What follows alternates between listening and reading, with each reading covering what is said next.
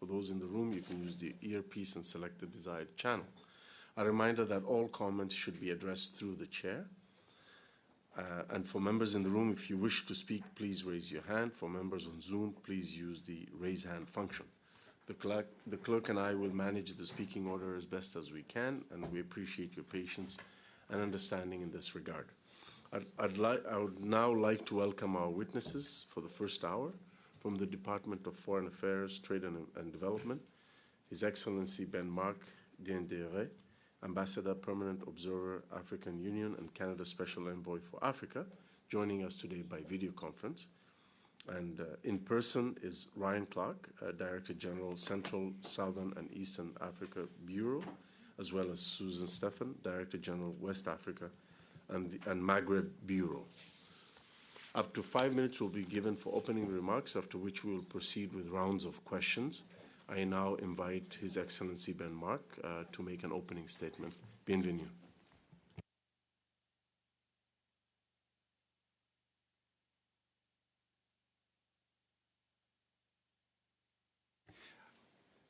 Please unmute yourself.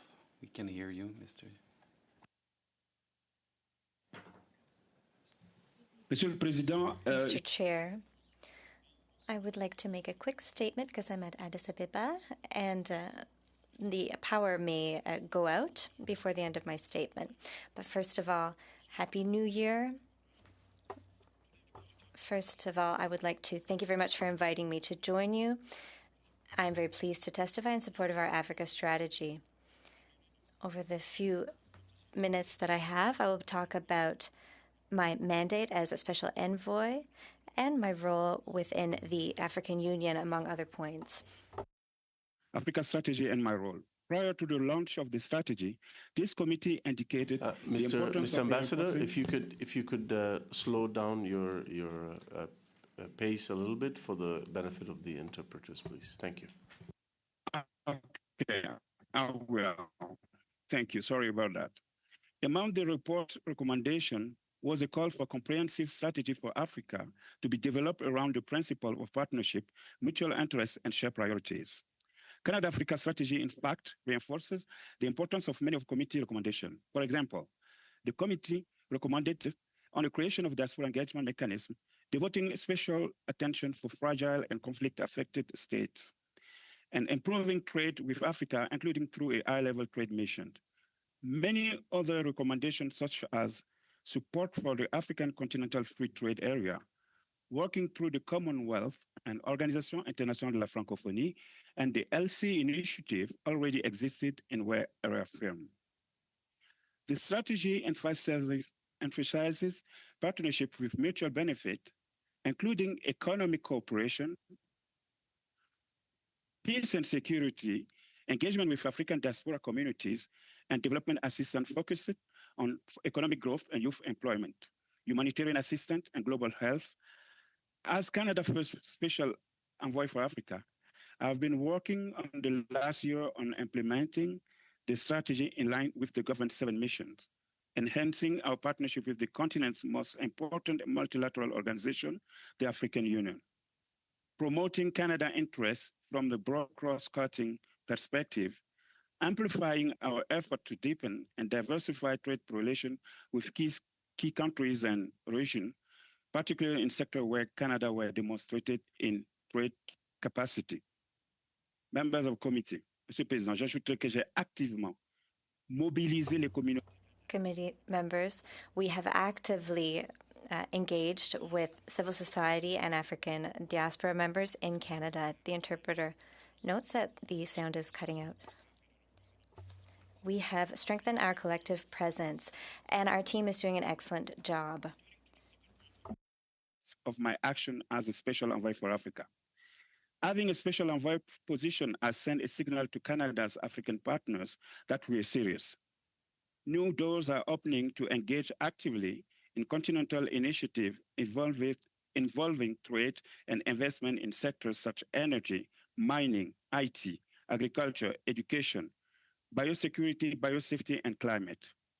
Let me provide you with examples that are moving the needle in our relationship on the continent.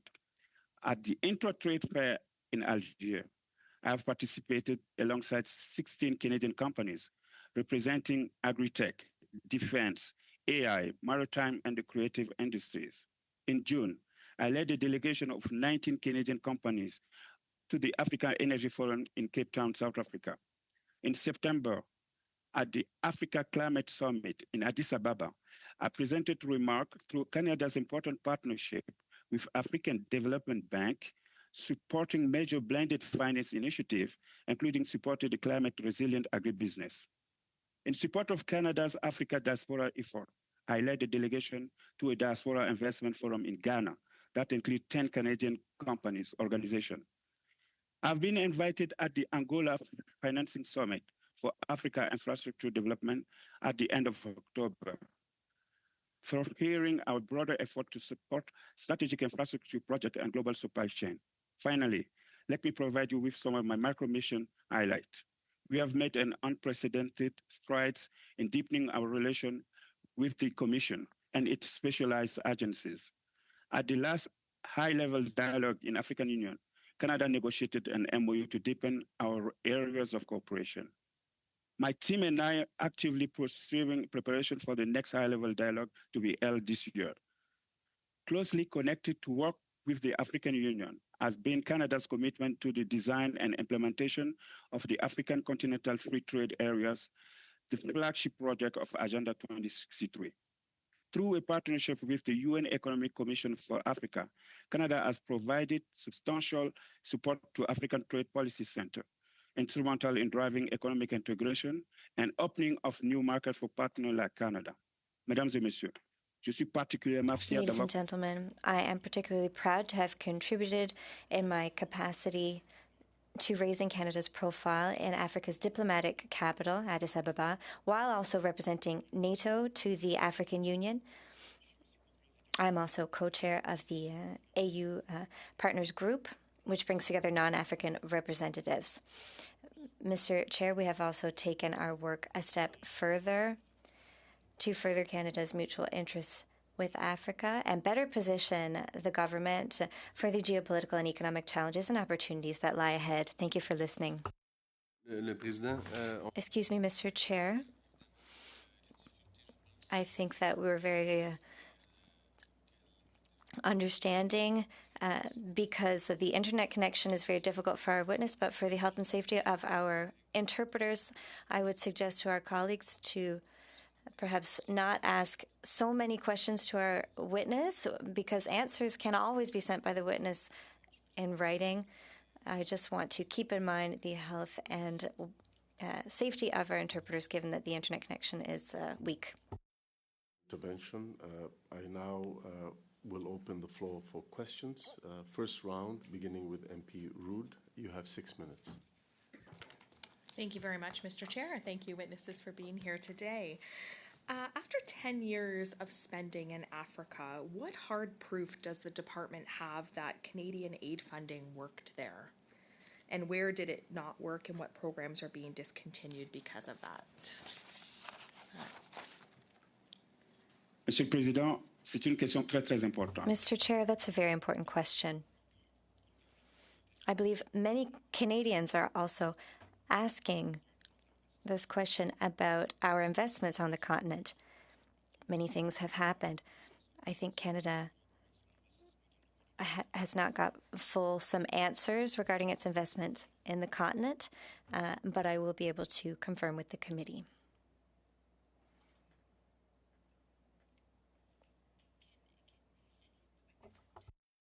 Where Canadian aid has pushed aside local businesses or private investors, does the department have plans to move money from grants to real revenue-backed projects with shared risk? And can you give us an example?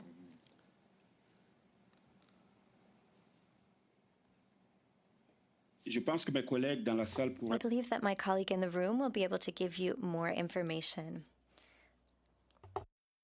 Mais comme je le disais tout à l'heure... But as I was saying earlier, inaudible for the interpreter. With the Africa strategy, we will be able to further our efforts for development and blended financing, but I will leave the rest of the answer to my colleagues in the room. Chair, thank you for the question. Our international assistance in Africa funds social programs and productive programs. We could separate them into those two types of buckets. Over the last 10 years, the predominant amount of that funding has gone into social programs, so supporting health and education initiatives, where we'd be funding Canadian partners or international partners to help local and national level health or education systems. So in those cases, there's extremely limited chance of that displacing any sort of private investment. In fact, anywhere that we could find ways to mobilize investment into health or education sectors using our international assistance, like we attempt to do so as part of our project design. And the productive side of things, which we're starting to do a bit more as part of this strategy, looking to see where and how we can better use our international assistance to spur economic growth and to mobilize investment and partnership, including with Canadian entities. We've had some successes in agricultural sector. We've also had some success in energy transition using things like sovereign loans. For example, in South Africa, we've lent money where we're trying to work with the South African government to get them off of coal while creating clean tech opportunities, hopefully for Canadian companies, for example. A lot of times we use, we're trying to use more what's called blended finance, where we take a little bit of public finance, in this case our international assistance, and try to partner with private capital to spur job growth or spur investment in different markets. One of the core components of the strategy is to try and do more of this. Really is that, but in those cases we're not looking to supplant private investment. We're looking to enhance it, or the word that we use is to mobilize it. So it's not really supplanting. In some cases, what's needed is international assistance to incentivize or to help to buy down some of the risk that many private companies may see, whether it's perceived or actual, in these markets. And then there's lots of proven examples of how international assistance can help in those types of circumstances. Can you tell us how you're increasing blended finance opportunities, and is there a goalpost to reach?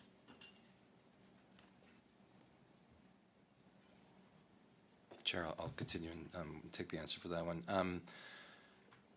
We have a specific target, but we have our strategy talks about quite openly about the need for Canada seeking enhanced partnerships, enhanced mutual, based on identified mutual interests, largely in the economic space, and how we'll use all of the tools we have in our toolkit, one of which is blended finance, which could be concessional financing.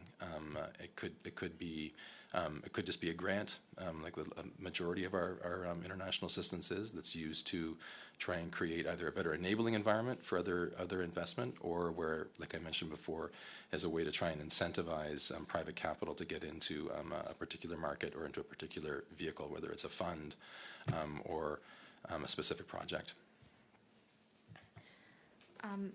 As part of the Africa strategy, will Canada see offtake deals and long-term supply contracts in agri-food? You did mention agriculture before, energy and critical minerals. And what's blocking deals from being created today? And how is the department working on clearing those obstacles? Madame la députée, je vais juste say.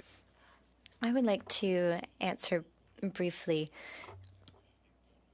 If I'm letting my colleagues answer, it's that I don't have the information as a special envoy to the African Union.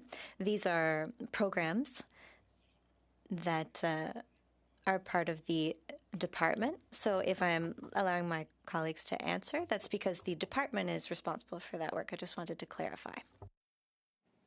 Thank you, Ben Mark. Thank you for the question. A lot of our international assistance as part of this new strategy will go towards, as I mentioned before, helping to create a better enabling environment for investment, including in the mining sectors and, by extension, in some areas where there are critical minerals of importance to Canada and our G7 partners, like for example. A lot of times what we hear from Canadian companies and other international companies and African companies that are investing in the mining sector are the need for clear standards, clear business practices, reduce corruption. So the types of projects that we would use with our international assistance would be targeting those segments of the governance around mining and critical minerals to help improve private sector entry, including with our mining companies, into those areas to help them work with the local governments and national governments to get resources out of the ground and then get them to market. Are you relying? Thank you. Sorry, we're way Thank you. over the scheduled Thank you very time. much. Next is MP Mona Fortier. You have 6 minutes. Mais merci beaucoup. Thank you very much, and thank you for being here with us today. I would like to welcome my colleague Stephen Guilbeault, who is also joining us today and who will take the floor shortly. Thank you very much, Mr. Diendere, for being with us today.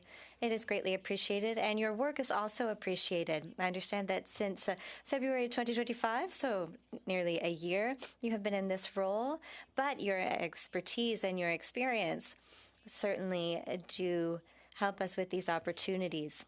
This strategy was announced 2 years ago, or 1 year rather, and your expertise helps it to be implemented. So I would like to remind everyone, if I understand your work correctly, it is to translate the strategy's objectives into concrete actions. So deepen economic partnerships, support peace and security initiatives, and strengthen links between peoples, including the African diaspora in Canada, and position Canada as a reliable and long-term partner for Canadian institutions and citizens. Given that context, here's my question. You have been in this role for a year to increase your engagement. So now, given the geopolitical context today, the fact that Canada wishes to continue to diversify its markets and continue to work across numerous continents, including Africa, what concrete measures at this juncture could you recommend to the committee so that we might perhaps include those in our recommendations? What are those concrete measures? Merci beaucoup. Thank you very much for this question, and it is a pleasure to be with you. So we will run out of time, but quickly I can give you some answers. We have had an Africa strategy for 1 year. We have an engagement, a very strong one with the African Union. So there are specialized entities within the African Union that give us access to the African Development Bank. And the diplomatic community has a presence here, and it has a real presence. I would also like to add something very simple. When it comes to air transport to African countries, that is being expanded. And at this time, we need to make sure that we have champions for Canada to ensure that it has champions to go on the ground, whether it's in agriculture, which I am very familiar with because I worked in that sector, or in telecommunications, or any other sectors that interest our country today as we see them. Because the Davos speech reminds us that we shouldn't invent a world as we wish to see it. So in $3,000 billion is represented in this region across the different sectors. There's not a single sector that Canada cannot further develop, whether it's in energy, whether it's in energy such as oil and gas. So what do we have to do? One, find champions to go on the ground and to access the markets. We have colleagues currently working on the ground, and every time that I have moved around with businesses, I have been very pleased to see our presence. But we need many more feet on the ground. We also require organizations, inaudible for the interpreter, to support our champions and to showcase Canadian business, and we need efforts to do that. Thank you. Would any other colleagues like to add, those of you who are currently working on the strategy? Or is that a good answer? Okay, that's fine. I think that's good for now. Okay, I'll keep going. I realize that the internet connection is problematic, but if you do think of any other strategies or any other concrete measures that the committee should look into, please do not hesitate to transmit those to us after your testimony today, because it would be very useful for us. I've had the privilege in my riding to have a number of businesses that stem from many diasporas from the African continent, but who play a very concrete role. I was at Impact Forum here recently in the riding. And there's no shortage of ideas and opportunities. So what needs to be done for that? What do you think would be the spark to help us with these champions? For example, I'm thinking of these companies in Canada who are ready to do business with countries in Africa. Is there a spark or something that we should prioritize? Je vous remercie pour votre... Thank you for your question. Because we will need a number of tools. Canada is already behind when it comes to Africa. For the time being, if we want our companies to be on the ground, we need multi-governmental, multi-departmental measures. For example, the Africa Strategy, which was involved with multiple departments. Global Affairs Canada has an Africa strategy, but are other departments involved? That's important. We have to find a way for everyone who has something to sell, whether it's agriculture, natural resources, energy. These different departments, they need to be involved. Global Affairs Canada is doing what it can. We have also Aeronautics, SNC-Lavalin, other large companies. Engineering firms, they have all been involved. Inaudible for the interpreter. The financial tools that we have are needed. Now, when it comes to support tools, we need to mutualize our investments and look at priority countries and priority regions. And always keep in mind our Canadian companies. The diaspora is there, and they have companies that want to develop, so we have to equip them with tools, and in Canada, we are capable of that. Before I pass the floor to the next questioner, I just wanted to remind once again all the witnesses, particularly His Excellency, to slow down the pace for the benefit of our interpreters. Next, we have MP Duceppe. You have 6 minutes. Merci, Monsieur le Président. Merci à nos témoins d'être ici pour cette étude extrêmement importante. I have had, or rather, I would like to know the witness's opinion. We've been talking about priorities.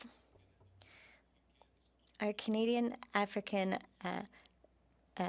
policies a priority for the Carney government? Répondez pas tous en même temps, non? Don't all rush to answer. Est-ce que quelqu'un peut... Je pense que c'est... J'imagine que ça ne sera pas pris sur mon temps, Monsieur I hope this won't count on my time, Mr. Chair. OK. OK, je vais me lancer. I will take the question. Please go ahead. Look, I am a pragmatic. I come from the business world, and I can tell you that today our country does have an interest in Africa. 6 months ago, I felt the urgency of the movement, and the president from the South was taking action regarding our country. And I had the opportunity to call on our Prime Minister. But today I can tell you that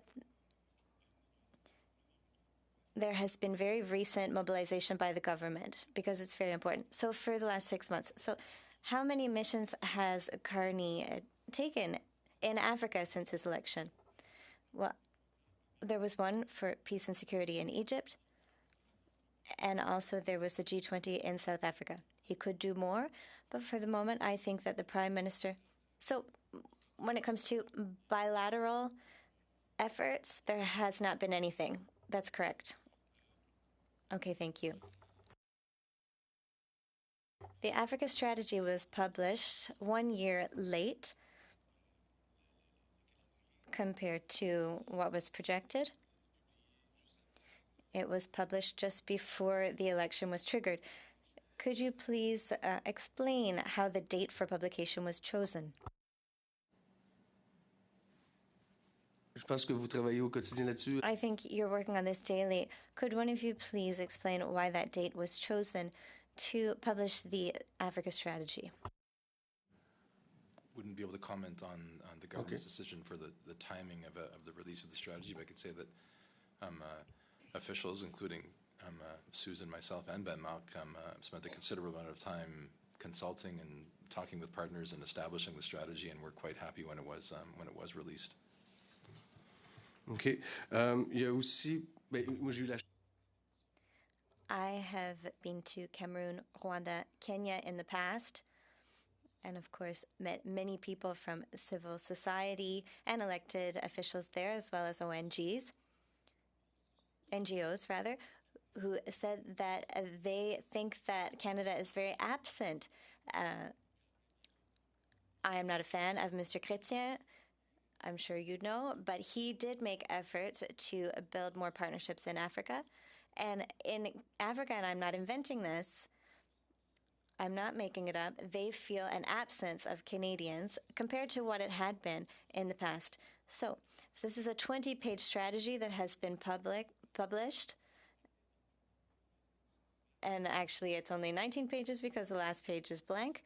So is that enough to reassure people in Africa that we are prioritizing it?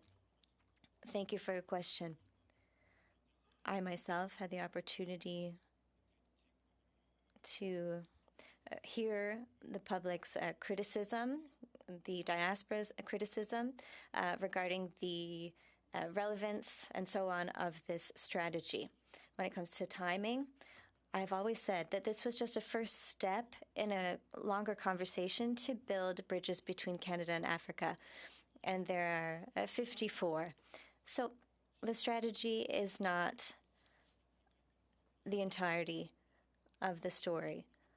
It was published, and I carried out consultations with the finance minister, the energy minister, and many members of the diaspora to find agreements. I'm very pleased on what was done, but the strategy is just a starting point of our action, and it is where we find ourselves currently. I agree with you. This is the continent with 54 countries, the most of any continent, and unfortunately there has still not been a single bilateral visit between Canada and any of them. We can't ignore the Carney government's new vision when it comes to international cooperation. What we are told is that international cooperation absolutely needs to go hand in hand with the economy. And at the same time, the foreign aid budget needs to decrease. So do you think that if we do decrease that, we're going to meet our goals when it comes to our Africa strategy, Your Excellency? I believe we have lost connection. Canada is not the only country, inaudible for the interpreter, when it comes to investments in development. And Africa does not just want development, it wants investment. We need to make that transition between investment and development, and investment is what UA members are asking for currently. Now, regarding this debate around international aid cuts, I don't think that's the question right now. I think the question now is that we have to find a happy medium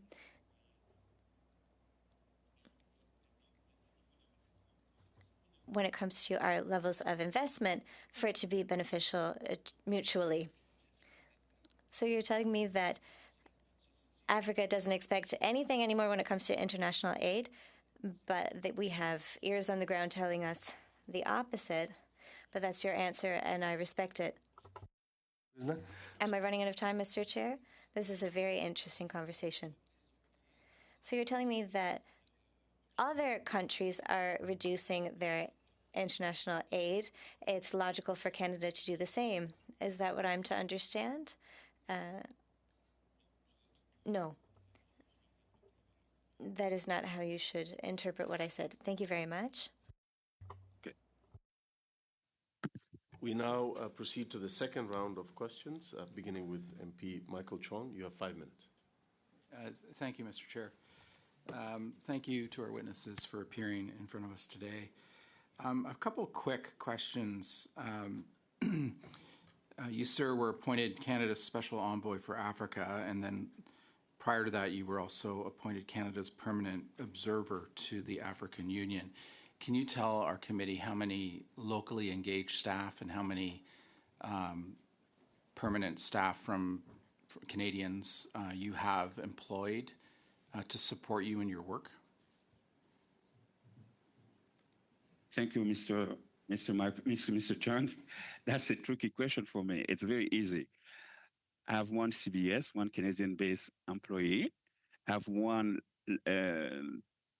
let's say, a political advisor, which is a local engaged staff, and that's it. And the other team, the other part of my team are from Ottawa. I have to rely on the team in Ottawa to help me do my job, and also on the team on the ground with all the head of mission around the continent. That's the way we're operating right now. OK, merci. Merci pour la réponse. J'ai une autre question. Thank you for the answer. I have another question. The government said it wishes to establish a commission in Zambia and an embassy in Benin. Can you update us on both of those items? Je peux donner un début de réponse, mais I can start the answer, but I will let my colleague Ryan also complete the answer. These are two important countries. Zambia, because of its geographic location, and I know that you're interested in the supply chain and industrialization, so Zambia is important for that. When it comes to Benin, it is in Western Africa, and that is a country with a certain democratic stability. So it is beneficial for us to continue with both of those countries. I'll let Ryan continue. Thank you, Chair. I think what I can say to add to that is that as with big decisions like this, it takes some time to put all the ducks in order, but we're looking very much forward to opening our embassy in Benin in short order, as I believe is the case in Zambia as well. And I know that my colleague can tell you a little bit more about Zambia. Okay, thank you. I have another, quickly, if there's anything else you want to add to that. So in short order, I see means sometime this year. Okay. Second, another couple quick questions. The Africa strategy references a high-level trade mission to Africa to prioritize innovation, critical minerals, and infrastructure. When is this trade mission to take place?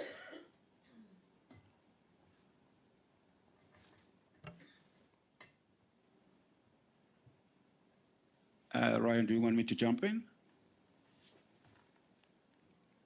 Please go ahead. Okay, so thank you for the question. And yes, we're planning a couple of trade missions around the continent. This year, we have AI Continental Mission. We have Global Health Mission. We also have critical mineral. There will be one in February in South Africa, the Indaba on mining. So there is a lot of events right now on the continent. As you know, the African Union has a continental strategy for a couple of subjects like energy, global health, water, blue economy, and we're planning to be part of the discussion here. We won't be everywhere, but for strategic reason, we will go on mining for sure, energy another part, and maybe maritimes and also global health. Last quick question. How are we measuring progress against the Africa strategy? Is that going to be done through the departmental results reports, or is that going to be done separately in addition to that? The reason why I ask is that the government is rewriting the Indo-Pacific strategy, as I understand it. My understanding is that they're not doing that for the Africa strategy, so now we're into implementation. How are we measuring results against the strategy? A brief response, please. I can speak briefly to that. Indeed, I think the departmental performance report will be the best place, and the departmental results report will be the best place for looking for information on that. And I don't feel equipped to speak to the Indo-Pacific strategy and what's happening with that. Thank you. So Thank you. Sorry. The department results is where it's going to be at. Okay, thank you. Thank you very much. Next is our new colleague joining the committee. Welcome, MP Stephen Guilbeault. You have 5 minutes to ask your questions.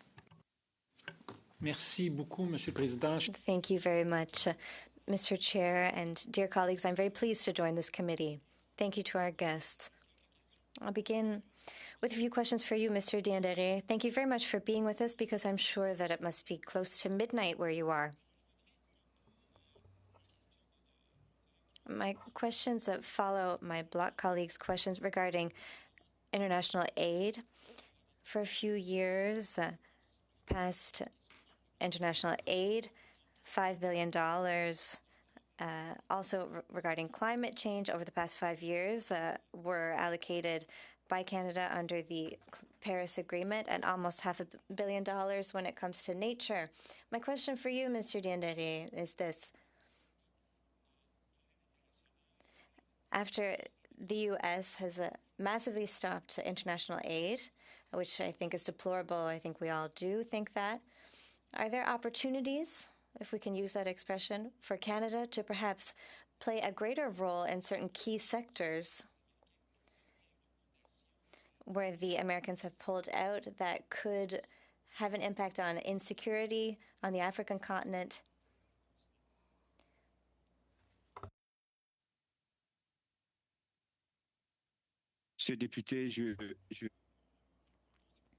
Thank you very much for your question. I have a very simple maxim. We cannot tell ourselves that we can replace the aid of the Americans. But if there are any investments that we can make, and Canada was very active when it came to climate change, we can work with Growth Green Institute, GGI, ARC, Africa Capacity Risk, which helps countries to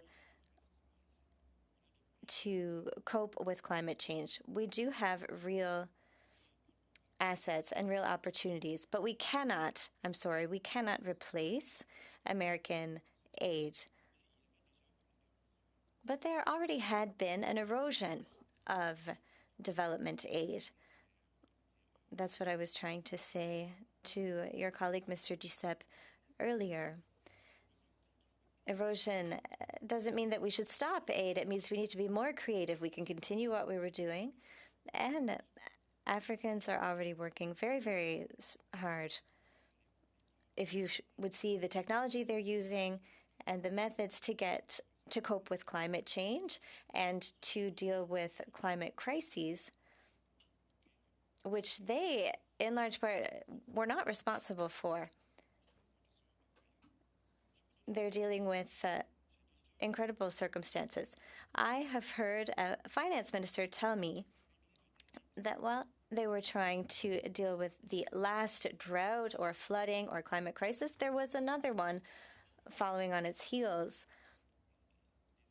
We're talking about having functional hospitals, schools, technologies, and everything. So they really are dealing with a cycle now that Canada can assist with. Canada can participate in construction and even do business, and that's what I'm trying to sell here when it comes to the climate change domain. We all need to be creative and roll up our sleeves. Thank you very much.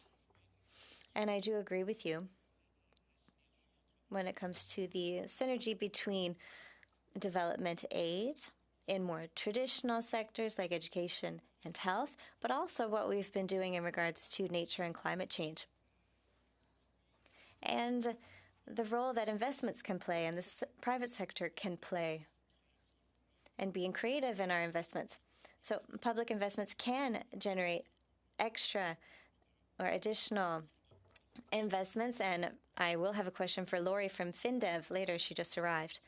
You started answering my second question regarding impacts of climate change in Africa. There's so much effort to be made when it comes to adaptation and resilience, and there are many Canadian companies who have developed technologies in all sorts of sectors. I'll give you an example. Investment in the biodiversity sector. These investments will make it possible to increase resilience to flooding, droughts, and rising sea level, among other climate changes. Could you give us more detail on that nexus between, on the one hand, international climate crisis, but also opportunities for Canadian companies who will come to help Africa? Very briefly.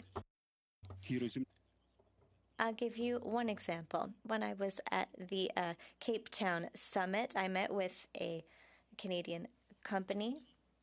I can give you further details if you wish. They planted cactuses in the Namibian desert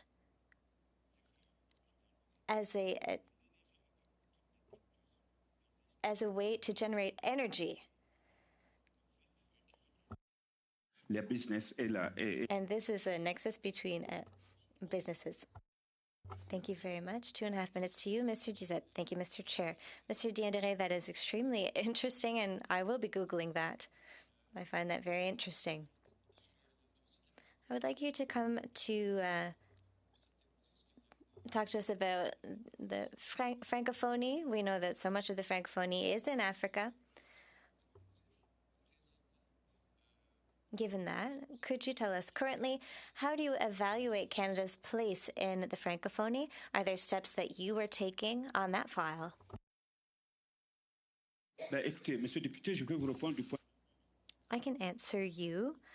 In the context of my role at the UA, we have a Francophonie representative there, and we do work collaboratively with her. Now, for what I know about the International Francophonie Organization, the Democratic Republic of the Congo is the largest Francophone country. That's where there are the largest number of French speakers. And there are another 30 countries with French speakers on the African continent. So this is a wonderful continent in that sense for cultural exchanges, business exchanges. This is something that we need to accelerate with Africa when it comes to the Francophonie. So yes, we are very active on that. But my question is, how would you, which place would you give to Canada? How would you evaluate its rank when it comes to the Francophonie? Yes, I'll do this very quickly. In the interest of time, we have many exchanges between our students, our business people, and we need to strengthen those links. I think that Canada can do more, but I'm not responsible for that organization. But for what I see in Africa, just with our Francophone diaspora, we have a huge weight, a huge impact, rather, in this continent, given that we are Canadian and Francophone. I understand that you are not ambassador to the Organization of the Francophonie, but you do have a lot of connections with that. Burkina Faso has left the International Francophonie Organization. Do you have any comments on countries that have left the organization? Thank you for your question. So, for countries that leave the organization, it can be for different reasons. There were 3 countries that left, and we do have a special envoy for Sahel. But Guinea just rejoined the organization after having gone through a transition. So we could also figure out how to have more connections with these 3 countries that recently left the organization, given that they are Francophone countries. That's very interesting. Before I give the floor to MP Abul Taif, I just want to remind again colleagues and witnesses to please, reduce the pace of your speaking for the benefit and health and safety of the interpreters. So we go to MP Abul Taif next. You have 5 minutes. Thank you, Chair, and welcome to Your Excellency and to the team. Your Excellency, if you're to name 3 priorities that you set yourself to for taking on this job, what will they be? Thank you very much for your question. Look, I just want our country to be part of a big movement. Right now, everybody is in Africa. We have to know that. We have to just have this in our mind. So thank you for 1.3 billion people market. Thanks for the answer. You want to add something? I asked for 3 priorities, if that's okay. Yes. Yeah. The second one for me is to have confidence on ourselves. We need our companies here. We have a lot of business to do on this continent. We can do it. I mean, we're Canadian. And the third one will be at least keep the conversation going with the market diversification. We need to add Africa on this. We cannot just being here thinking about Africa for tomorrow. Africa is today. It's the continent of today. Everybody is here. The Gulf states are here. China is here. India is here. Turkey is here. Why not us? I know you said that the strategy is not the whole entirety, and I agree with you. But on the other side, there's barriers for doing business in Africa. It could be the competitiveness, the willingness to do business, the readiness to do business, or the lack of government support. Do you believe that all these barriers are still existing there for Canadian companies to enter the African market? Thank you, Mr. Honorable, for your question. I'm coming from the private sector. Why the Chinese are here, why the Japanese are here, and why all the businesses companies are here and not the Canadian company? Are we the only one who can see the barriers? We have to wake up. I mean, the world is what it is. And if someone doesn't want to do business in Africa, so be it. But a lot of companies want to do business in Africa. The one who want to do it, we have to help them. We have to do everything in our power to push them here. And you know what? Le dernier recensement que j'ai fait, je pensais à plus de... And at the last time that I looked, I saw there were over 1,000 companies. An organization have called for the assistance with the trade commissioners. That's a lot of companies and organizations. That means we're already here. The thing is missing is to make sure that who want to be a champion here, we have money to push them. We already have a lot of companies on the continent. So we have to do something to help them. Do you receive enough support for you as an ambassador to do the job? I'm talking from the government side, to be able to organize those business trips and to take the delegations, Canadian delegations, to go and do the market. They're not going to be able to do it alone, and they're not going to volunteer to do it alone because they may have different markets. But do you believe you have enough resources to be able to do that and enter the market and be competitive and have a presence in Africa for Canadian companies? Thank you, Honorable, for your question. And yes, I need resources, and I need bandwidth. And you know what? The department is doing whatever they can to help me do my job. But right now, I'm proud of where we are now. I'm the only special envoy for the whole continent. We are the only country who have a special envoy, and everybody's looking at Canada right now as a pioneer on this thing. That's mean with the 28 embassies we have, including myself, we have someone else to do the run, to roam around on the continent and do business. That's it. I mean, we have a little bit of power. We have been creative here. So yes, I need more means. I need more bandwidth, and I'm doing my job with whatever the government give me and the department. But right now, I can say that there will be mobilization to make this thing work. Yeah, your story breaks my heart because I've done business in the 90s in the Middle East and MENA region, and I know what you're saying here. You think we are serious enough to tackle this market or to take on this market and to really do serious business in Africa? Yes or no? Or we still living in the past that Africa needs just international development help and that's good enough? Africa needs partnership with us, and I don't think we are doing enough to achieve that. So the question to you: do you believe that we are serious or not? Very brief response, please. Thank you. Thank you, Mr. Honorable. At least I'm serious. I took 3 years of my life. I was in the private sector doing money. I left my world to come on to do this I'm job. not referring to At least you. for me, it's important. Yeah, but for me, it's very important to say that the mobilization by myself, bringing myself on this with the department is very serious. But we still have to work on the how to. So this one is part of the next step of the strategy. Thank you. Thank you very much. We next go to MP Vandenbeld. You have 5 minutes.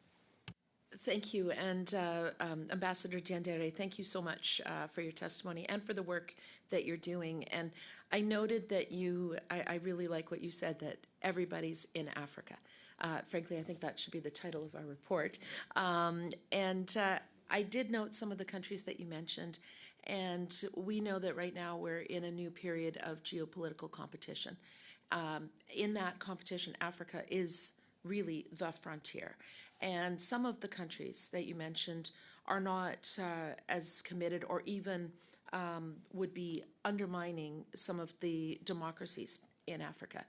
And when we look at security, when we look at economic partners and looking to diversify our partners, it is much easier to work with democratic countries. So I wonder what element of your work, how much of your work may be around that area and good governance, and if not, is there an area where Canada could perhaps do more? Thank you, Honorable, for your question, and thank you for your commitment for women, peace, and security. I've been listening to you on the subject for, good governance is everything. This continent is 54 countries, and as I said to people, when you are Ethiopia, you have 6 neighbors. When you are a country like Burkina Faso, you have 5 neighbors. At least at one point somewhere, with the migration, with the way the economies are working, you will be in trouble. That's been said, the government is working quite well right now in Africa. We have a couple of places where there is a problem and everything. Yeah, Canada is still working very well with the countries. As partners, we can have more partners. The Nordic countries could be partners with us. Let's be creative here. We can have a Nordic and Canadian country, Norway, Canada, and Burkina Faso. Or let's choose another country, Norway, Canada, and Ivory Coast. Or we can find Qatar, Canada, and another country. There is a way to work here and to make sure that we still have this Canadian value, which is to protect people, to make sure we're not in part where people are always in disarray, where there is a lot of resources, where there is a lot of... Vous le savez, dès qu'il y a de l'argent, de la mine, quelque chose... As soon as there's money or mining... With our investment, partnership, and to make sure that every time we have a partner, we're at least working in the same set of rules, so we can at least be part of the win-win situation between ourselves and other countries. Thank you very much. And I appreciate you mentioning women, peace, and security, because we know that without women, particularly economic empowerment of women and women involved in post-conflict reconstruction and prevention of conflict, we won't be able to achieve the goals that we have either as partnerships or in Africa. So could you maybe elaborate a little bit about what Canada's role can be in that regard? Thank you, Honorable. And I'm a son of my mother, and I was born on this continent, and I know the fate of these women on this continent. And I'm working very hard with the Special Envoy for Women at the AU, Mula, Excellency Mula. We're working on LC initiatives and peace and security. We want to make sure that everywhere, and even the next 2 weeks, there will be the summit, African Union Summit here, there is a high-level dialogue with agriculture and women and entrepreneurship. So I'm keeping the pace, keeping the woman in the loop of the conversation. One of my best friends here is a woman who have a shelter in Addis Ababa, Maria. Maria is having like one other place, working every time to make sure they can get back to the society after the hardship they've been through. So we're doing very good. And on this front, and I'm proud to say that Canada is in front and center, and we will stay there because women are the backbone of this continent. Thank you. And I was actually at the Dakar 2 Food Summit, and there was a lot of excitement. This was just before your appointment. We had announced it, but you weren't in place yet. So that was 3 years ago. I wonder what you would say the biggest accomplishments are of having a dedicated ambassador, permanent observer at the African Union. What would be the biggest achievements in the last 3 years? Thank you, Honorable, for your question. You know, we are only 5 countries who have 2 ambassadors at Addis Ababa. So, U.S., Canada, Italy, Japan, and now we have and Canada. So we have few countries who are really engaging every day with African Union. I even cannot imagine the role of the last ambassador who have to do these 2 jobs, because it's taking my time so much, and this is an organization of 54 countries. Imagine. Thank you. There is a lot to do with them. Thank you, Your Excellency, and thank you, of course, to the officials as well for your appearance before the committee. We will now briefly suspend this meeting to prepare for the next panel.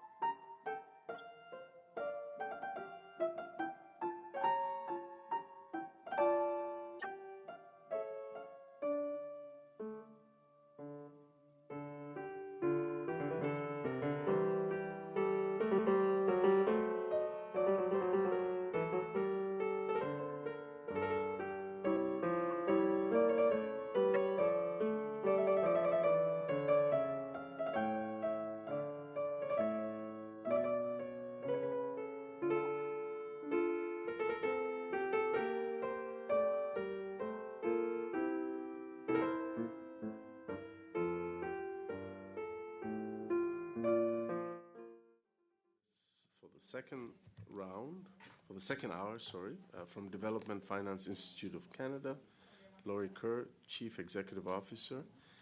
We were scheduled to also hear from Gareth Bloor, President of the Canada-Africa Chamber of Business, but he tried really hard to join us, but he had unexpected flight issues. He was unable to travel to Ottawa.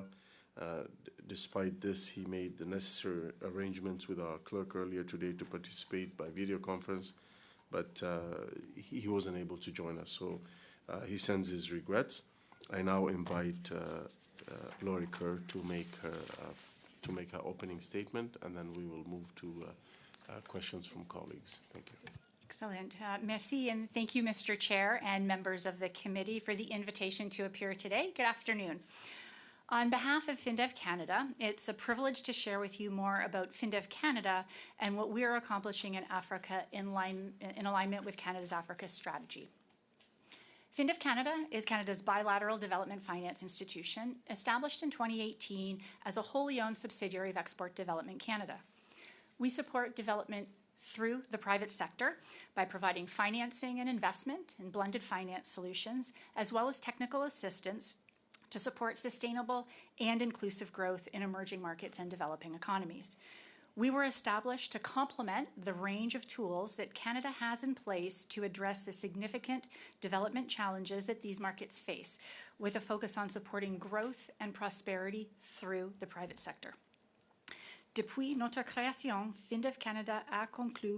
our inception, FinDev Canada has finalized over $2.9 billion in investments with over 59 clients. Operating in Latin America and the Caribbean, Sub-Saharan Africa, and more recently the Indo-Pacific region, we have a dual mandate to achieve both development impact and financial sustainability. We are guided by 3 development impact goals: climate and nature action, gender equality, and market development, which means we assess each transaction for their current and potential impact on these goals. Financial sustainability means generating sufficient returns to cover our costs. This approach makes FinDev Canada an effective public policy tool for Canada's development, economic, and foreign policy priorities. We leverage private sector solutions to achieve development impact at scale.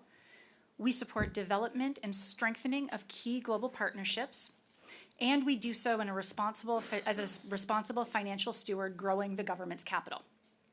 We focus on 3 sectors: the financial industry, agribusiness, forestry and their value chains, and sustainable infrastructure, which I'll explain through examples in our portfolio. First, the financial industry. We support banks, financial cooperatives, investment funds, and other financial intermediaries. The financial industry allows us to reach end clients that we would not have the ability to reach directly, for example, micro, small, and medium-sized enterprises. One example is CRDB Bank in Tanzania, where we provided a loan to support on lending to climate-smart companies, small and medium-sized enterprises, and women-led businesses. A strong, deep, and resilient financial system is a bedrock of development, and supporting local financial institutions also help us, as Canada, contribute to broader capital market development as a result. Second, agribusiness and forestry and their value chains. This means we support private sector opportunities across the range from production to distribution. In South Africa, for example, we invested in Petisa Food Fund II, a pan-African private equity fund investing in companies across the food value chain.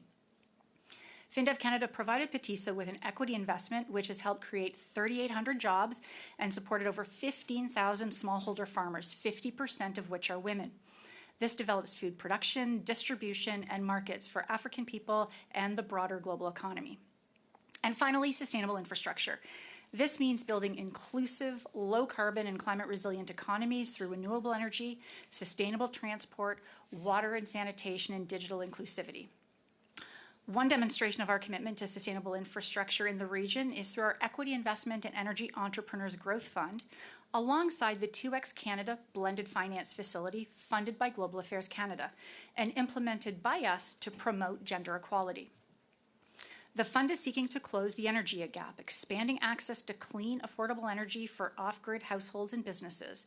Thus far, this investment has avoided 506,000 tons of carbon dioxide emissions and delivered solar energy solutions to 1.37 million people, many in rural and low-income communities. This model is increasing inclusivity for African women and productivity and competitiveness for African people and small businesses. L'Afrique subsaharienne a toujours été... Sub-Saharan Africa has always been one of our priority regions, currently representing close to 37% of our portfolio, which translates to more than $1 billion in funding and investment for 20 clients. Is anchored in partnerships, working closely with Global Affairs Canada, multilateral development banks, peer development finance institutions, and private investors to deliver results. At FinDev Canada, we say that our business moves at the speed of trust, and to continue to earn that trust, we're expanding our physical presence. In the spring of this year, in 2026, we'll open a regional office in Cape Town, deepening our engagement and partnership in South Africa and across the region, demonstrating that Canada is having an important impact in the continent. But beyond this, investment in private sector-led growth in emerging markets is critical to Canada's priorities on shared economic prosperity, climate and supply chain resilience, global stability, and deepening relationships in high-growth markets. FinDev Canada is an effective public policy instrument that is contributing to these goals. Thank you, Mr. Chair and members of the committee. I look forward to your questions. Thank you very much. I will now open the floor for questions, beginning with MP Abul Taif. You have 6 minutes. Can I pass the time to MP Graham? Absolutely. Go ahead. Hi, thank you for being here with us today. I'd like to start by speaking about a strategic priority for FinDev, which is that of gender equality, ensuring the safety and well-being of women, girls, and gender-diverse people being a critical part of advancing gender equality. Can you speak to the role that FinDev plays in supporting the physical safety of these groups? Absolutely. So thank you for your question. And gender equality is indeed, as I had mentioned, one of our key impact goals at FinDev Canada. 60% of investments in our overall portfolio are 2X challenge aligned, and I can explain what that means later on, but essentially is aligned with gender equality. So as we look at our transactions when we're making our investment decisions, we do go through enhanced due diligence and make sure that we're looking particularly at vulnerable groups and how women are going to be benefiting from the investments that we make. So we have clear parameters in different areas that we look at, looking at contribution to women employment, women in leadership, products and services for women. On the vulnerability side, according to our environmental and social standards that we implement and that we follow and that we expect our clients to follow, which are based on international best practices, we do look again at gender-based violence and impact on vulnerable population, including women and girls, as part of our due diligence process. Thank you. And does FinDev collaborate with government or local authorities? And in addition, do they offer funding, guidance, or what kind of operational support? So in the Canadian context, obviously, we collaborate with Global Affairs Canada on the development side. We have a partnership with them, and I can explain that. In terms of collaborating with local governments, the work that we do is with and through the private sector. So that's our primary client base, and that's who we have most of our engagement with. Can you speak to the threat that organizations like the Rapid Support Forces or Boko Haram pose to gender equality? And do you feel like these organizations and other terrorist groups pose any threat or difficulties in delivering programming on the continent? I think that would be a great question for colleagues at Global Affairs Canada to answer. Perfect, thank you. Do you feel that governments, or what can governments do to alleviate additional security threats when it comes to our security issues, or is that also Global Affairs? Yes, thank you. That would be more for Global Affairs. Can you speak to whether or not there's been any discussion with the new government to shift the primary lens from gender equality in the environment to any other issues? So as a public policy mechanism of the Government of Canada, our mandate is to align with Canadian international assistance priorities. And we manifest that through our internal strategy and our corporate plan.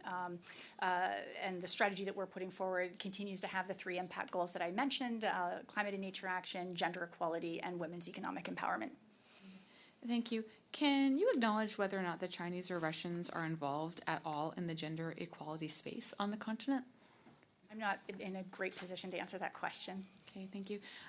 In your introduction that was prepared, and it suggests that in 2024, Sub-Saharan Africa represented 40% of FinDev's portfolio.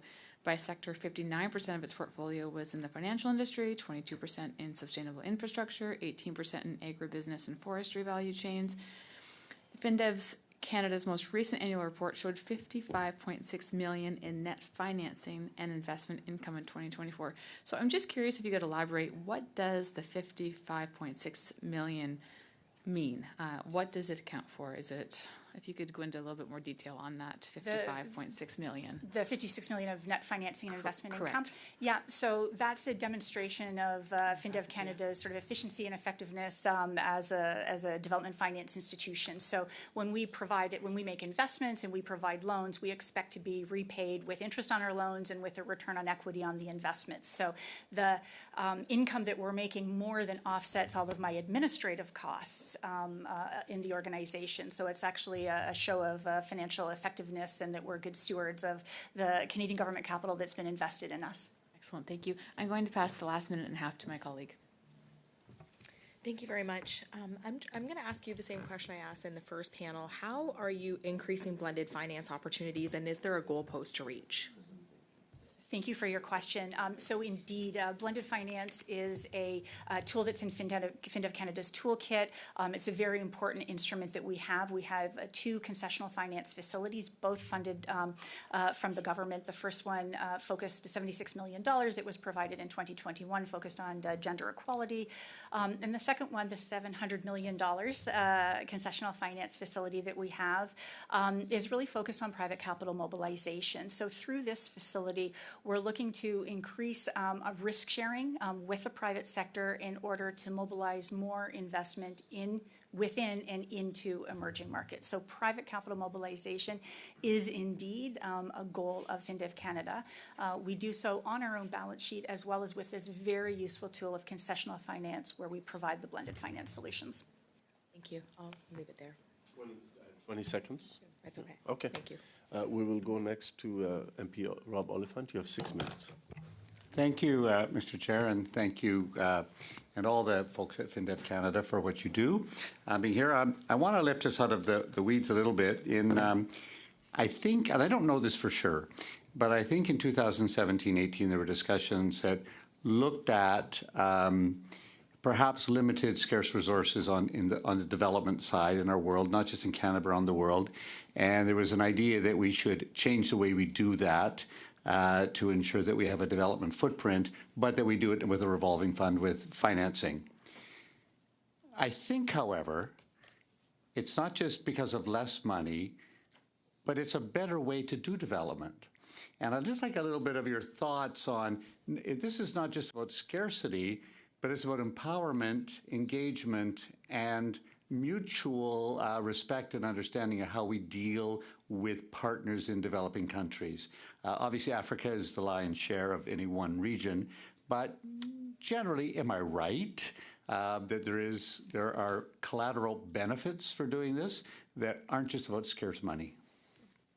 Thank you for your question. So indeed, I would agree. I would say that development finance is a distinct tool in the broader development toolkit that Canada has. There's sort of aid and humanitarian assistance and many things and other more commercially oriented tools as well. But development finance is really uniquely placed. We sort of provide a bridge to commercial opportunity. We have a higher risk appetite than traditional commercial capital, and we're really trying to pave the way for opportunities contributing to shared prosperity, to economic growth, to climate action, and to social progress.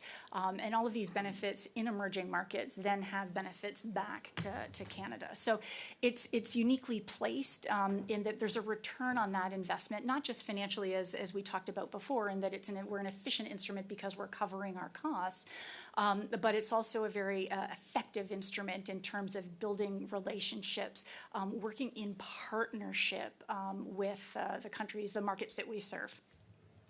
In terms of partnerships, there's bilateral partnerships, obviously, that we have.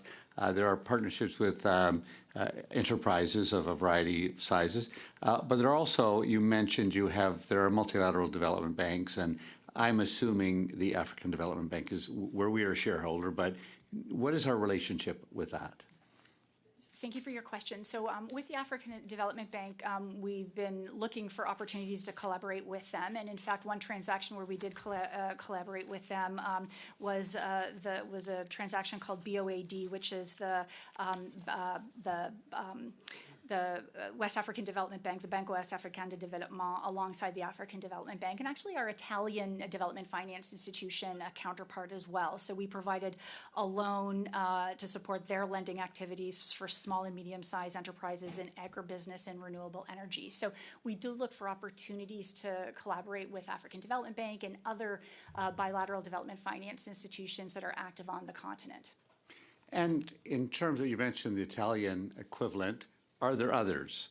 And where do we fit in that pack in terms of capitalization and in terms of how good are we? Boast for a minute if you want. Thank you for your question. And I wish I had a slide to be able to show you, because we've actually been doing some research on this and how we fit into that broader ecosystem. And we'd be happy to provide that afterwards if that would be useful for members. Let me just say that we would like to see that. Sure in thing. anything else, because this is a short appearance, Sure. in our study, anything that FinDev Canada, and you know I've changed the name, FinDev Canada can offer to the committee in terms of Africa would be helpful. Wonderful, will do, thank you. So where do we fit? So if we take a look at the bilateral development finance universe, many countries have them. The Europeans have many. So there's an association called the European Association of Development Finance Institution. We're an associate member of that. There's 15 European institutions. I would say if we look at where we fit, the big ones, if you will, and we'll leave aside the development finance, US DFC, we'll leave them aside for a moment, the changes that they're going through. But if we take a look at British International Invest, our UK colleagues, if we look at FMO, our Dutch colleagues, and we look several others, they're old. They're very, very well capitalized by the multiple, by 10 times FinDev Canada. So we're a young, small, and growing organization, and certainly we have aspirations to grow much more. But we can provide you a visual that shows you where we are. And last question, what would you do with more money? What would we do with more money? Thank you for the question. So we have a solid business plan and we have a solid strategy. So it would be more about scaling up FinDev Canada, the markets that we serve right now, the 3 regions. We could look at other opportunities, but doing more of the good work to provide returns to Canada. We've been very diligent in making sure that we're continuing to focus on the Africa region as well as the other regions that I mentioned. Demand is infinite across emerging markets. It's infinite. And so for us to be able to play a more critical role to achieve the goals of Canada's foreign policy, capital would certainly help us do that. You have 20 seconds. I'll be as generous as Leanne was. Wonderful. Thank you very much. We next go to MP Duceppe. Vous avez 6 minutes. You have 6 minutes. I'll give you time to put on your earpiece. Good day, Ms. Kerr. Welcome to the committee. Thank you for being here. Can you hear me? Can you hear the interpretation? So let's remember that our study here is on Canada's new Africa strategy. So, for the benefit of the committee, could you specify the role that you're playing specifically within this Africa strategy? Comment vous vous imbriquez dans cette stratégie? How are you part of that strategy? How is your organization part of it? Excellent. Hello. Merci pour votre question. Excellent. Thank you for your question. I will answer in English if I may. Canada plays in the Africa strategy. So we're very much aligned with the opportunities around economic growth, around sustainable development, and creating economic opportunities. So again, as we work with and through the private sector to contribute to growth on the continent, that's how we're aligned with the strategy. Parlant du secteur privé, donc c'est quand même. So talking about the private sector, that is your role, as you just said, do you have a tool or an official evaluation process that you use when you do business with the private sector to make sure you avoid child labor, for example, in the supply chain? Is that something that officially exists in your processes when it is time to evaluate a project? Thank you for your question. The environmental and social standards that I referred to a moment ago are based on the performance standards of the International Finance Corporation, which is really the global standard for development finance institution, environmental and social due diligence. So we look at that. We look at labor aspects, including child labor in the supply chain. In fact, there is a working group of development finance institutions and multilateral development banks that are looking specifically at solar supply chain as well. So indeed, we look at that very closely. Fantastique. Mon collègue, M. Oliphant, semblait. Fantastic. My colleague, Mr. Oliphant, seemed to say that it's okay if we decrease international aid spending as long as we're putting our money in the right place. It seemed like that's what he was saying earlier. You can check the blues, Mr. Guilbeault. So in that case, Ms. Kerr, could you tell us why, in your opinion, do the United Nations ask Canada to budget 0.7% of its GDP for international aid? And why is Canada now only contributing 0.23% of the GDP, which is less than what Harper was contributing? And Norway contributes much more. Merci pour votre question. Thank you for your question. Canada would be in a better position to answer that question. Mais vous qui financez des projets, vous devez avoir. You fund projects, so you must have an opinion on the UN's request to countries like Canada. Do you have absolutely no opinion on what Canada should do on international aid? Merci pour votre question. Thank you for your question. The SDG gap is growing to $4 trillion. So there's certainly huge opportunity, and as I mentioned before, infinite demand in the markets that we serve. And and FinDev Canada is playing its role to contribute to closing those investment gaps in the work that we do with the private sector. Est-ce que vous sentez une certaine.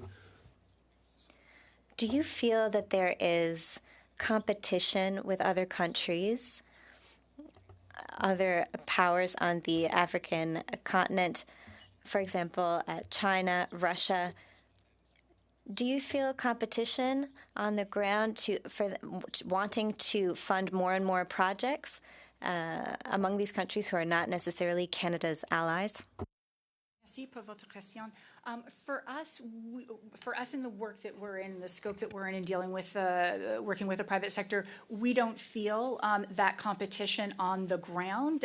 We work, as I mentioned, we're a partnership-oriented organization. We work very collaboratively with the multilateral development banks and with other bilateral development finance institutions, and it's more collaborative than competitive with them. Est-ce que. Pardon, excusez-moi, je ne veux pas vous bousculer. Est-ce que. Do you have specific targets when it comes to projects concerning the Francophonie in Africa, where there might be selection criteria in your list of criteria when the project comes from a Francophone sector, or is that the same as the Anglophone sector? Is there a difference? For votre question. So we do not have a specific target for francophone countries in Africa. Right now, our exposure is about 7% of the portfolio, but no specific target. They're higher level target than that. So when an opportunity comes to us or we seek an opportunity, we look at it on the merits. Excusez-moi, j'ai peut-être mal compris. C'est peut-être moi qui ai I compris. might have misunderstood. You said 7% of your portfolio Exposure is in the francophonie. Donc, So, de votre portefeuille, il y a 7 so 7% goes to the francophonie of your portfolio, or is that incorrect? So of all that is devoted to Africa, 7% it goes toward the francophonie. It's not a target. It's how our portfolio what our portfolio looks like. It's the results of it. Thank you. Thank you very much. Next, we go to MP Crampton-Nyman. You have 5 minutes. Oh, okay. We'll change the speaking order for MP Rood. You have 5 minutes. Thank you very much. So traditional lenders often pose a problem as a source of capital to the most underdeveloped nations due to how they cannot meet risk criteria. Does FinDev risk tolerance differ, and how so? Thank you for the question. So as a development finance institution, indeed, we have a higher risk appetite than traditional capital. So we're able to share additional risks with the private sector. What we're looking to do, again, as I mentioned, sort of providing that bridge, we're looking to show that there is viable investment opportunities on the continent and in the other markets that we serve as a demonstration effect to private capital. So has adopting a higher risk tolerance increased opportunities and return, or has it come at a cost? Thank you for your question. An interesting question. I don't think it's come at a cost because this is the business that we're in. We're generating income to cover our administrative costs, and there's lots of opportunities. So I think it's a matter of demonstrating, which goes back to one of the underlying questions, which I think I heard another gentleman talk about in terms of risk perception versus real risks on the continent. Okay, thank you very much for that clarification. According to Budget 2025, Canada's international assistance budget will be reduced by $2.7 billion over 4 years. And in a section of the budget detailing the comprehensive expenditure review savings for each department, the document indicates that as part of these adjustments, there will be reductions in development funding to global health programming, where Canada's contribution has grown disproportionately relative to other similar economies, and to some international finance institutions which receive significant support through other sources and where Canada's contributions can be leveraged further. Some bilateral development programs will also be refined and adjusted. These changes are expected to re-baseline the international assistance envelope to pre-COVID levels, and that's a direct quote. So how, if all, will FinDev Canada be affected by budget reductions?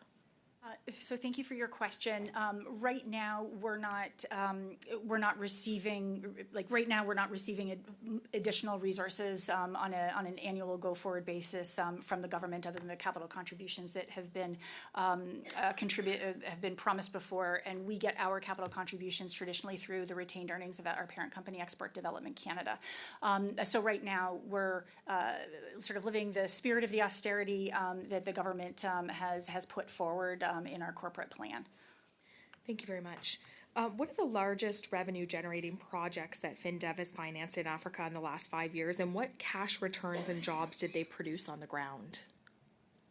Thank you for your question. I don't have that data right at my fingertips, but I'd be very happy to provide that afterwards. That would be great if you could provide that. Thank you so much. With pleasure. Where has FinDev money ended up replacing private lenders or local banks instead of pulling them in?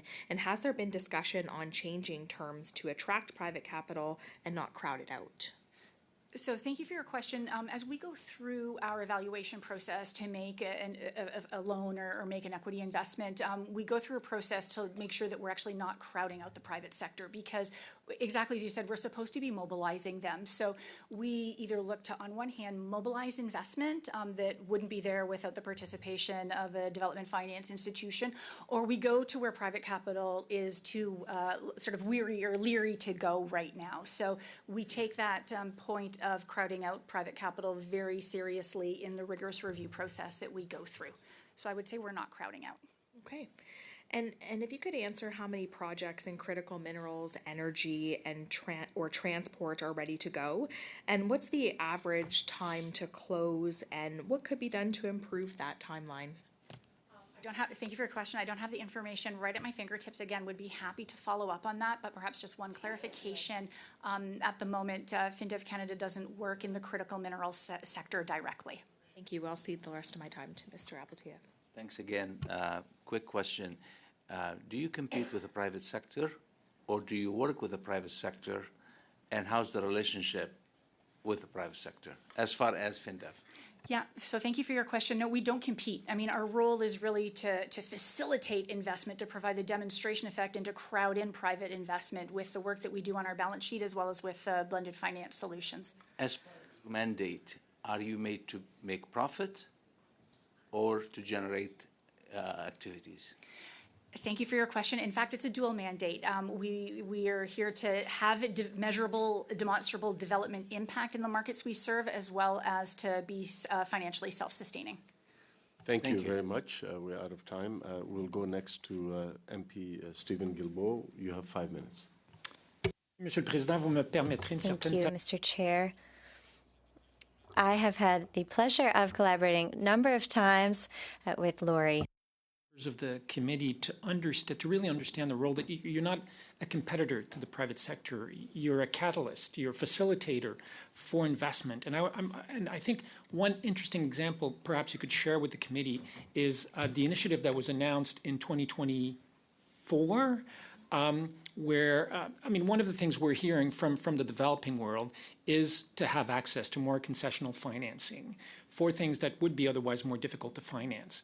And one other thing we hear from developing countries, least developed countries, small island states, is that as smaller nations, they have more difficult accessing capital than some of the larger countries in the South, including in Africa.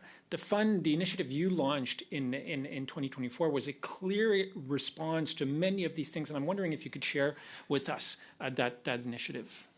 Thank you for the question, the comment. With pleasure. So the platform that you're referring to is called the Gaia Climate Loan Fund. And the Gaia transaction, or the Gaia Fund, is a $1.5 billion blended finance platform. FinDev Canada participated. It's the first transaction under the $700 million concessional facility that I had mentioned, and we're also working with the Green Climate Fund.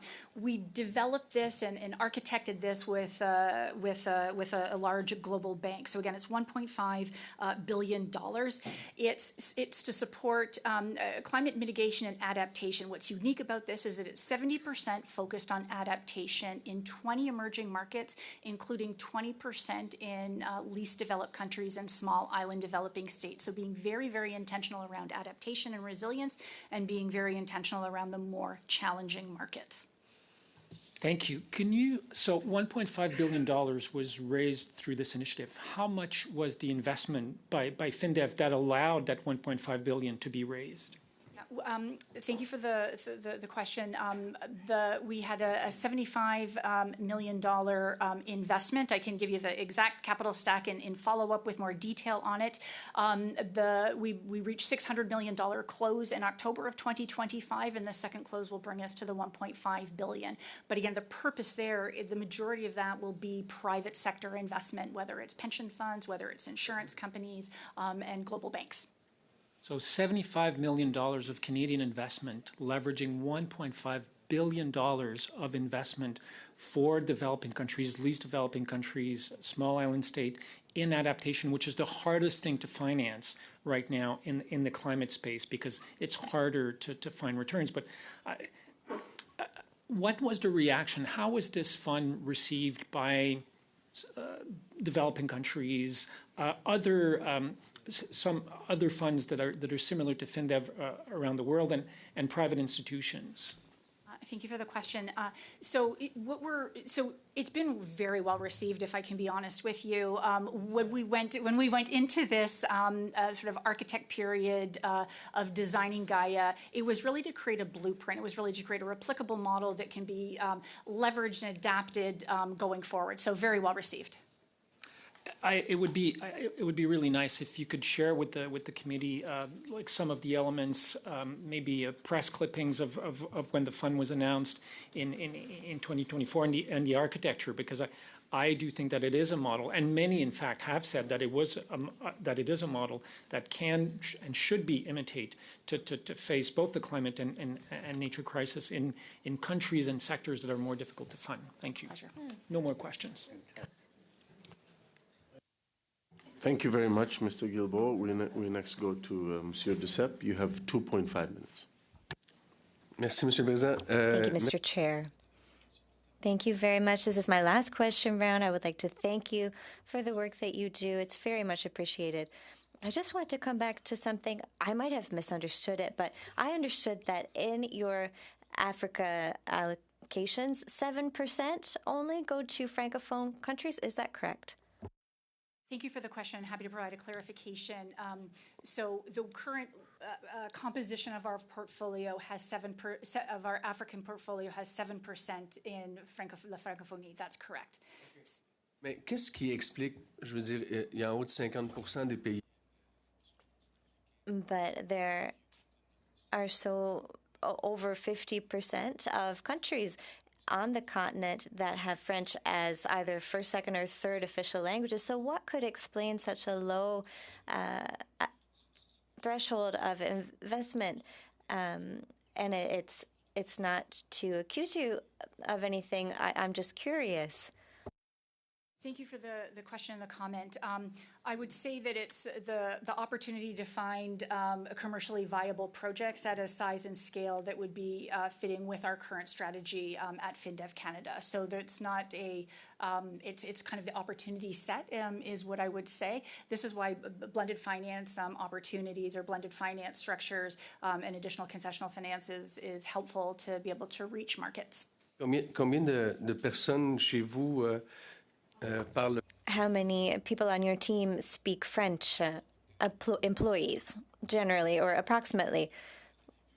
Couldn't that be the start of, self-reflection that if there are no Francophone French speakers in your organization, that it would be difficult to build partnerships in the African continent? And that's, again, not an accusation, just an observation. Thank you for the comment and question. I'm happy to provide the data point for FinDev Canada staff on speaking French without a problem. And again, I would say it's more of the opportunity set that we're looking that's being offered in the countries. But again, as we can go down market and seek more opportunities. Quand même surprenant, 7%. It still is quite surprising, just 7%, even though there are many Francophone countries. It is surprising. I mean, to hear. But thank you very much. Thank you very much, Madam Kerr, for joining us and for your testimony today, and we appreciate. Thank you for your remarks as well. Turn to. Merci. Tu savais déjà que je voulais prendre la parole. Alors thank you. You already knew that I wanted to take the floor, so thank you, Chair. Earlier, I shared with members the fact that I wanted to table a motion today, so I'll read it to you. You all have a copy of it printed out. So the committee agrees to a subject matter study of Bill C-15, specifically clauses 460 to 462, in parenthesis Division 27, that it invites the Minister of Foreign Affairs for 1 hour, followed by 1 hour with Global Affairs Canada officials, and that it forwards any recommendations or suggested amendments to the Finance Committee by Thursday, February 27th, 2026. Thank you, Mr. Chair. Members in agreement with the motion? Yes? Yeah. So in the Senate committee, they studied both Division 18 and 27. Why are we not getting 18? Why are we just doing 27? If you don't know, that's fine. This was what I was asked to read. Okay. To make sure we comply with the current motion. So no problem. If there's only 27? Microphone, please. It's a good question. Maybe somebody can answer for me. Okay, thank you, Chair. I have no further I questions. will find an answer for you. As there's agreement, I will consider the motion Agreed. passed. Okay, agreed. Next, I would request agreement from members to go in camera so that we can have a discussion on travel. So we'll need a few minutes for folks to exit the room and for the clerk and his team to set up for in camera.